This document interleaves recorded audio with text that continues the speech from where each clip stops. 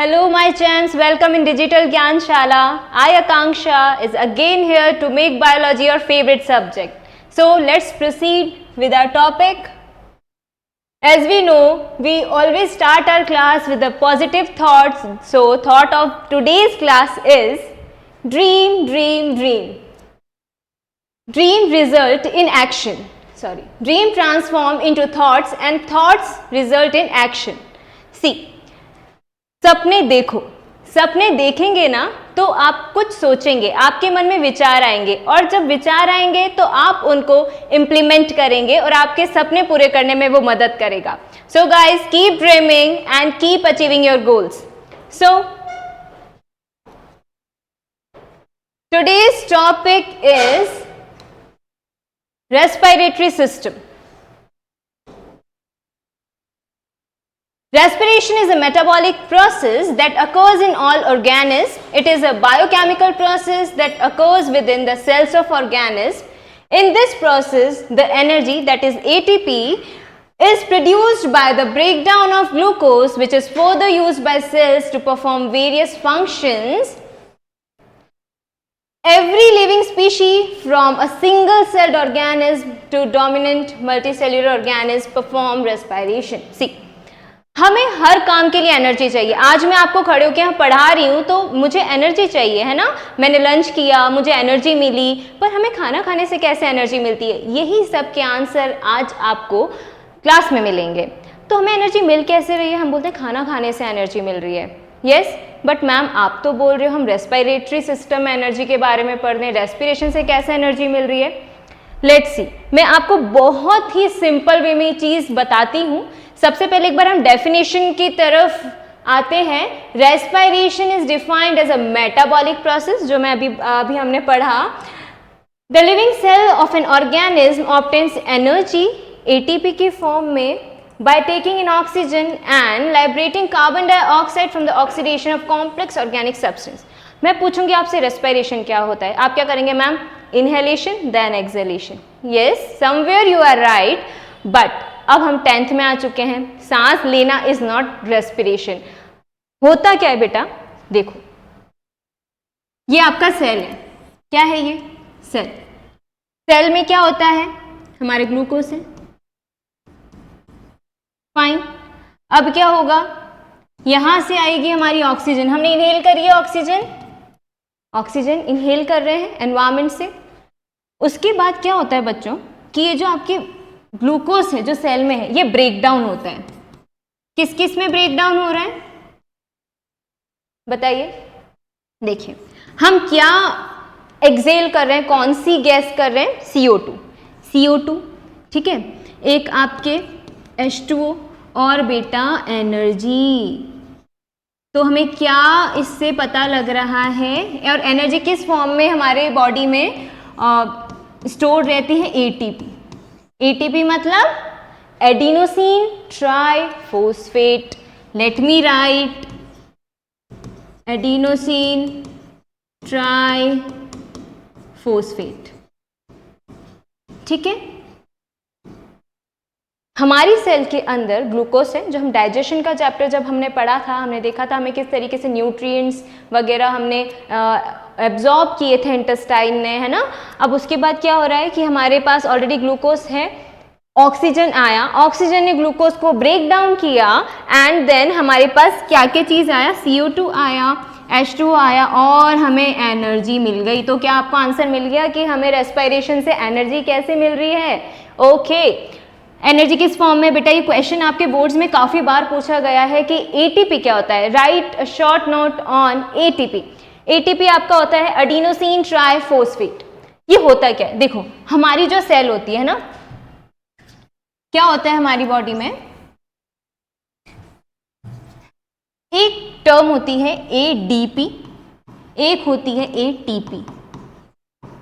हाँ, ये होता है एडिनोसिन डाइफॉस्फेट. डाई मतलब 2 बॉन्ड्स आर देयर. ATP मतलब try.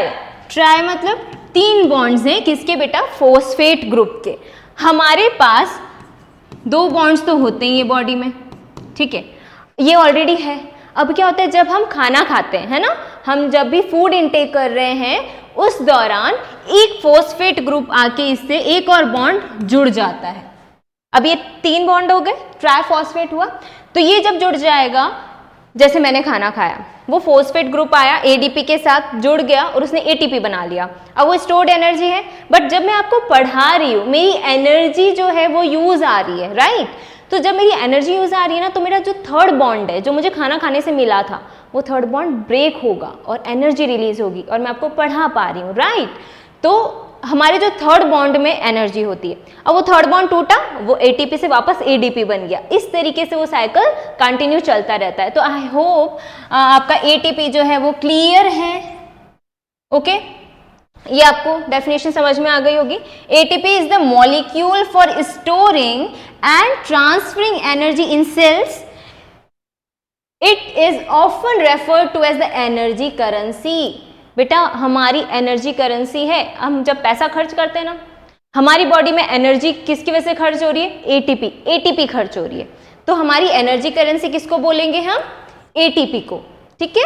Of the cell and can be compare to storing money in a bank. जिस तरीके से बैंक के अंदर पैसा रखा रहता है हमारा, उसी तरह हमारी बॉडी के अंदर एटीपी रखी रहती है, ठीक है। Okay fine, let's proceed. Types of respiration. देखो बेटा, मैंने अभी आपको क्या बताया था, ऑक्सीजन आई सेल में और क्या हुआ, अपना ग्लूकोज ब्रेक डाउन हुआ, CO2 H2 and energy release हो गई, वो प्रेजेंस ऑफ ऑक्सीजन थी। बट अब हम देखेंगे व्हाट इन केस, आप पूछो मैम इन केस ऑक्सीजन नहीं हुई तो क्या रेस्पिरेशन नहीं होगा, क्या होगा? ये मैं आपको एक हमारे ना NCERT में भी ये pathway of breakdown of glucose है बेटा, ये बहुत ज़्यादा इंपॉर्टेंट है, बहुत ही ज़्यादा इंपॉर्टेंट है। एज इट इज़ क्वेश्चन उठ के आपके बोर्ड्स में आता है। ये एक एटीपी का आता है, रेस्पिरेशन की डेफिनेशन आती है, एक आपका पाथवे आता है, ठीक है। इसमें आपके ना वो भी आता है, डिफरेंस आता है एरोबिक और एनारोबिक रेस्पिरेशन में। तो आप नोट कर लो जैसे जैसे मैं बोलती हूँ। अब देखते हैं हम लोग ग्लूकोज। ग्लूकोज क्या? ग्लूकोज क्या हमारी सेल में ऑलरेडी है, ठीक है। हम जानते हैं 6 कार्बन मॉलिक्यूल होता है ग्लूकोज, याद है C6H12O6, 6 कार्बन थे ना, 6 कार्बन, यस। अब क्या होगा, जैसे ही ग्लूकोज, यहां मैं देखो बना के बताती हूँ आपको, जैसे ही ये आपके ग्लूकोज आपके साइटोप्लाज्म का होता है सेल में, ये साइटोप्लाज्म में जैसे ही एंटर होगा ये हाफ हो जाएगा। क्या बोला मैंने? ग्लूकोज जैसे ही आपके सेल के साइटोप्लाज्म के अंदर एंटर होता है ये हाफ हो जाता है, और हाफ होएगा तो क्या हो जाएगा? 6 कार्बन मॉलिक्यूल से 3 कार्बन मॉलिक्यूल बन जाएगा, राइट। तो क्या बन जाएगा? ये pyruvate, and pyruvate is a 6 carbon molecule, ठीक है। ग्लूकोज साइटोप्लाज्म में एंटर किया और आपके 3 कार्बन मॉलिक्यूल बन गया, जिसको हम बोलते हैं पायरुवेट। ओके, अब हमारे पास 3 कंडीशंस है, यहां तक का मामला बिल्कुल एज इट इज रहेगा। अब देखो हम पहली कंडीशन पढ़ते हैं। पहली कंडीशन में क्या होगा बच्चों? देखो सबसे पहली कंडीशन है हमारे पास इन केस ऑक्सीजन नहीं हुआ मैम, फिर क्या होगा बच्चों? एब्सेंस ऑफ ऑक्सीजन का केस जो होता है वो यीस्ट में होता है, ठीक है। और यीस्ट में होता है तो हमारे पास क्या क्या बन के आता है? एथेनॉल आएगा, एक कार्बन डाइऑक्साइड और एक एनर्जी रिलीज होगी। एनर्जी बहुत ही कम एनर्जी रिलीज होती है इसमें, ठीक है। आपको ये ध्यान रखना है। क्या क्या बोला? ईस्ट में एथेनॉल बनेगा, CO2 बनेगा और एनर्जी रिलीज होगी। बहुत कम एनर्जी रिलीज होगी, लमसम आपकी 2 ATP, ठीक है। सेकेंड केस है हमारे पास लैक ऑफ ऑक्सीजन। अच्छा मुझे ये बताओ, अगर आप बहुत दिनों बाद वॉक पे जा रहे हो, ठीक है, आप रेस्ट पे थे बिल्कुल, आपने 1 हफ्ता या 1 महीना कुछ एक्सरसाइज नहीं किया और आप बिल्कुल रेस्टिंग पोजीशन, उसके बाद आप जा रहे हैं वॉक पे, क्या आपको कभी पैरों में क्रैम्प्स फील हुए? होता है, क्रैम्प्स आ जाते हैं। क्यों आते हैं वो क्रैम्प्स? आपकी मसल ने बहुत काम किया। आपकी मसल ने जब बहुत काम किया तो उसको ऑक्सीजन की नीड पड़ी, ठीक है। अब ऑक्सीजन तो उसको मिली नहीं ना, एकदम लैक ऑफ ऑक्सीजन हो गया। तो ये वही केस है, जब लैक ऑफ ऑक्सीजन हो, आपकी ऑक्सीजन की कमी पड़ जाए मसल में, ये होते हैं हमें मसल सेल में। क्रैम्प्स मसल्स में ही आते हैं ना, तो उस केस में जो लैक्टिक एसिड प्रोड्यूस होता है वो लैक्टिक एसिड की वजह से ही आपको क्रैम्प्स आते हैं, ठीक है। Lactic acid is responsible for the cramps. और क्या रिलीज होता है? एनर्जी। दोनों केस समझ में आ गए। अब जो हम ऑलरेडी पढ़ चुके हैं, प्रेजेंस ऑफ ऑक्सीजन। बेटा एक और चीज ध्यान रखना, प्रेजेंस ऑफ ऑक्सीजन को हम बोलते हैं एरोबिक रेस्पिरेशन, ठीक है। एब्सेंस ऑफ ऑक्सीजन को बोलते हैं एनएरोबिक रेस्पिरेशन, ठीक है, ध्यान रखिएगा। ओके, अब देखिए प्रेजेंस ऑफ ऑक्सीजन कहाँ होता है? माइटोकॉन्ड्रिया, बिल्कुल ध्यान रखना है। जो आपके एरोबिक रेस्पिरेशन होगा वो माइटोकॉन्ड्रिया में होगा, आपका एब्सेंस ऑफ ऑक्सीजन होगा वो ईस्ट में हो रहा है, ठीक है, ईस्ट में होता है। आपका लैक ऑफ ऑक्सीजन जो हो रहा है, ऑक्सीजन की कमी की वजह से, वो मसल सेल में हो रहा है। माइटोकॉन्ड्रिया में क्या हो रहा है? कार्बन डाइऑक्साइड रिलीज हो रही है, वाटर और एनर्जी, जो मैं आपको स्टार्टिंग में ही बता चुकी हूँ। I hope this is clear. Next, aquatic animals की हम बात करें। एक्वेटिक एनिमल्स रेस्पिरेशन कैसे करते हैं? वो पानी में रहते हैं। अब आप बोलोगे मैम उनके भी लंग्स होते होंगे। नहीं बेटा, उनके लंग्स नहीं होते हैं। हम लोग तो क्या करते हैं? हम लोग तो एयर का इनहेलेशन और एक्सहेलेशन करते हैं। अब पानी के अंदर तुम सांस ले सकते हो क्या लंग्स से? नहीं। हमारे जो एक्वेटिक एनिमल्स होते हैं ना बेटा, इनके पास होते हैं गिल्स। क्या होते हैं? गिल्स। रिपीट किया करो मेरे साथ, गिल्स होते हैं। तो ये क्या करते हैं? देखो ये वाटर ले रही है, फिश क्या करती है? देखो पानी में बहुत ही कम मात्रा में डिसॉल्व्ड ऑक्सीजन होती है। क्या होती है? Dissolved oxygen. ये ऑक्सीजन ये पानी के साथ माउथ में ले रही है, इनके पास है गिल्स। ये गिल्स क्या कर रहे हैं? गिल्स उसको जो डिसॉल्व्ड ऑक्सीजन है वाटर में उसको एब्जॉर्ब कर रहे हैं और बाकी वाटर को रिलीज कर रहे हैं। Got it? The easiest one. Okay, let us read it once. Gills are organs that allow fish to breathe underwater by exchanging the oxygen and carbon dioxide using gills. ठीक है? As water contains a very low amount of dissolved oxygen, fish exchange gases by pulling oxygen-rich water through their mouth and forcing it over their gills. जो मैंने आपको समझाया वही language है। Next, move towards terrestrial animals. Yes, हम हमारे पे आने वाले हैं बहुत जल्दी। जैसे मैंने आपको लास्ट क्लास में बोला था हम हमारी कुंडली देखते हैं, वैसे हम आज हमारे लंग्स की कुंडली देखेंगे। टेरेस्ट्रियल एनिमल्स क्या करते हैं बेटा? रेस्पिरेटरी सिस्टम यूज करते हैं, जिसमें क्या होता है? लंग्स। लंग्स हमारे मेन ऑर्गन हैं जो कि किससे कनेक्टेड रहते हैं? एक्सटर्नल एनवायरमेंट बाय नेसल चैम्बर्स। नेसल चैम्बर मतलब कि जो नोज होती है ना, दो नॉस्ट्रिल्स हैं, ये आपका पूरा गैप है, ये अंदर नेसल चैम्बर होता है, आपकी नॉस्ट्रिल्स होती हैं। They inhale the oxygen along with their gases and exchange the oxygen with blood in the lungs. In this process, the carbon dioxide is expelled out. ये मैं आपको बहुत ही डीपली ये चीज समझाती हूँ। देखिए, अच्छे से देखना बेटा। देखो हमारे पास क्या क्या है। एक तो हम कलर चेंज करते हैं। सबसे पहले हमारी क्या है? Internal nostrils. सबसे पहले हम नेसल चैम्बर लिख लेते हैं, नेसल चैम्बर, ठीक है। आप जब सांस लेते हो आप थोड़ा सा फील करो, इनहेल करो, जल्दी से डीप ब्रीदिंग करो, फटाफट से इनहेल करो। नोज से ले रहे हो, नॉस्ट्रल से, यस, नेसल चैम्बर में सबसे पहले एयर जा रही है। उसके बाद आप देखोगे ना, एक बार ब्रीथ करो, आपको जो कुछ एयर है वो पीछे फील हो रही होगी नोज के, हो रही है फील? यस और नो? ठीक है, वो उसको बोलते हैं बेटा फेरिंग्स। क्या बोलते हैं? फेरिंग्स। जो आपको एकदम से पीछे की तरफ फील होता है ना, उसको फेरिंग्स बोलते हैं, ठीक है। फेरिंग्स के नीचे जब हम आते हैं, देखो मैं आपको साथ साथ है ना इसमें दिखाती भी हुई जाती हूँ। ये देखो, ये आपका नेसल चैम्बर है, पूरा नोज है ना, फिर आपके पीछे फेरिंग्स है। ये देखो, ये पीछे वाला एरिया इज फेरिंग, ये आपका नोज, नेसल चैम्बर। फिर आप उसके जस्ट नीचे आओगे ना, यहाँ पे लैरिंग्स हैं। लैरिंग्स होते हैं ना, वही हमारे क्या होते हैं बेटा? हमारे वॉइस बॉक्स, जिसको हम बोलते हैं लैरिंग्स, वॉइस बॉक्स, ठीक है। फेरिंग्स आया, फेरिंग्स के बाद आपका लैरिंग्स हम लिख देते हैं। उसके बाद देखो, उसके बाद हमारे आते हैं ट्रैकिया। इनके बारे में एक एक करके बताएंगे। ट्रैकिया के बाद आपके आते हैं ब्रोंकल्स, फिर आपके आते हैं लंग्स, ठीक है, ब्रोंकस के अंदर लंग्स है, लंग्स के अंदर ही आपको मिल जाएंगे क्या, एल्वियोलाइज, ठीक है,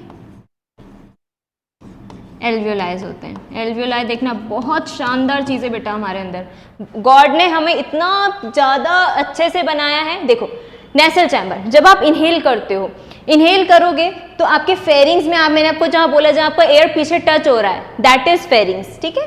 और उसके बाद आता है हमारे लैरिंग्स, जिसको हम वॉइस बॉक्स बोलते हैं, ये मैंने आपको बता दिया। ट्रैकिया, देखो क्या होता है, ये आपके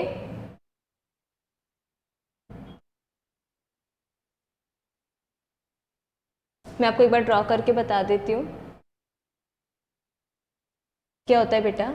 ये तो आपका हो गया नेसल चैम्बर, ठीक है। यहाँ पे हमारे पैलेट से डिवाइड होता है, माउथ और नोज कैविटी जो होती है, बकल कैविटी और नेसल कैविटी हमारे पैलेट से वो होती है सेपरेट, सेप्टम होता है। अब ये वाला जो है ये तो नेसल चैम्बर है, ठीक है।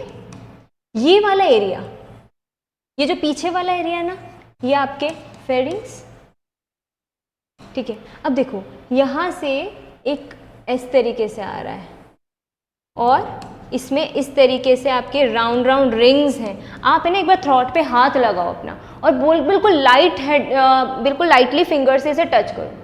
आपको कुछ ऐसा रिंग रिंग जैसा फील हो रहा है कि 4-5 ऐसे रिंग्स फील हो रही है, उनको अपन ट्रैकिया बोलते हैं, है ना, ट्रैकिया बोलते हैं। आपको पता है कई लोग सुसाइड कर लेते हैं ना, वो सुसाइड करते हैं तो क्या होता है, उनका ट्रैकिया ब्रेक हो जाता है। ट्रैकिया ब्रेक होने से आपका क्या होता है, एयर पास ऑन नहीं हो पाती है लंग्स में, तो वो सांस नहीं लेने की वजह से मर जाते हैं। ये आपके ट्रैकिया है, ये ट्रैकिया आपके डिवाइड हो रहे हैं बेटा, ट्रैकिया डिवाइड हो रहे हैं और आपके क्या बन रहे हैं यहाँ पे, लंग्स, ठीक है। ये भी सेवरल ब्रांचेस में डिवाइड होंगे और बिल्कुल लास्ट में आपके बलून शेप्ड क्या होती है, एल्वियोलाइज प्रेजेंट होती है। मैंने आपको ट्रैकिया दिखाने के लिए डायग्राम बनाया था, ये ट्रैकिया होता है। और अब जो चीज़ बता रही हूँ वो देखना, ये जो रिंग्स हैं, ये ट्रैकिया में आपको जो रिंग्स दिख रही है, जो मैंने आपको बोला कि हाथ लगाने पे फील हो रही होगी आपको, ये ट्रैकिया है ना हाफ होती है। जैसे ये मेरा पूरा, ये ना ट्रैकिया के अंदर जो पाइप जा रही है ना, ये बहुत सॉफ्ट है, इसके ऊपर ऐसे हाफ रिंग जैसे इस तरीके से कवर्ड होती है। ये करती क्या है मैम बताओ, ये क्या करती है, ये आपकी जो ट्यूबिंग अंदर से जा रही है, जो आपका एयर पैसेज है, ये बहुत ही ज़्यादा बहुत सॉफ्ट होता है, तो ये कोलैप्स ना हो जाए, क्योंकि अगर ये चिपक गया, कोलैप्स हो गया तो आप सांस कैसे लोगे। इस वजह से ये क्या होता है, हाफ रिंग्स रहती है ना, पीछे से खुली हुई रहती है। पीछे क्योंकि आपकी ईसोफेगस रहता है ना, आगे ट्रैकिया रहेगा, पीछे ईसोफेगस रहेगा, क्योंकि हमारा डाइजेस्टिव सिस्टम भी तो जा रहा है उधर से। ये आपका पूरा ट्रैकिया का सिस्टम हो गया। उसके बाद एयर आपकी डिवाइड हो जाएगी राइट और लेफ्ट ब्रोंकस में। उसके बाद ये ब्रांचेस डिवाइड होंगी और एट द एंड आपके जो होता है, ये देखो मैं आपको पहले इस डायग्राम से समझा देती हूँ। ये देखो ट्रैकिया में गई, ट्रैकिया में गई, ये लंग्स में चली गई, लंग्स में बहुत सारे से छोटे छोटे छोटे छोटे क्या हैं, एल्वियोलाई।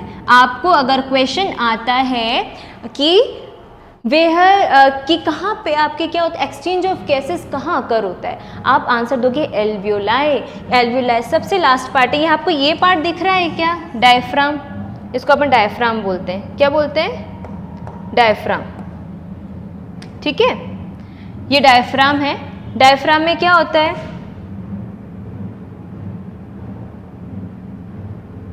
ओके, डायफ्राम क्या होता है, आपके ना लंग्स जो होते हैं उसके नीचे एक मसल होती है, ठीक है, डायफ्राम। तो डायफ्राम क्या करता है, डायफ्राम ही उसको पूरा, उसके ऊपर ही लंग्स हैं, डायफ्राम नीचे आता है, एकदम खींचता है, लंग्स पुल आउट होती है और उसमें एयर आ जाती है, ठीक है, क्योंकि वॉल्यूम बढ़ जाएगा, और वॉल्यूम बढ़ जाएगा तो हमने डिफ्यूजन पढ़ा है ना 9th क्लास में, वॉल्यूम बढ़ जाएगा, एयर प्रेशर कम हो जाएगा तो बाहर से गैस अंदर आ जाएगा, तो ऑक्सीजन अंदर आ गई। सर ये क्या हो गया, ओके देन उसके बाद आई एम सो सॉरी, चल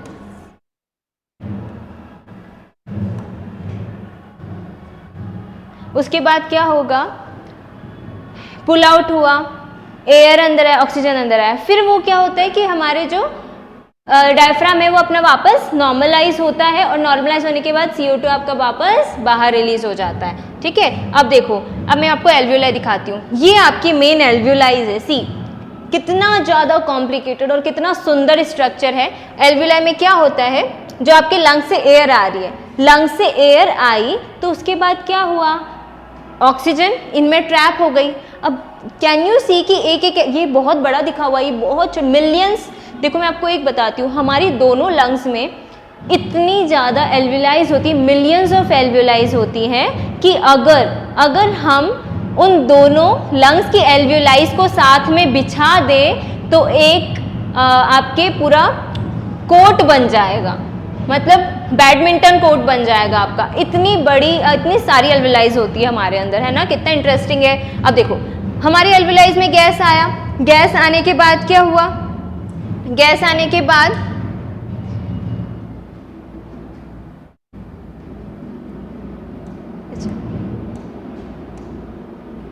गैस आने के बाद क्या होता है,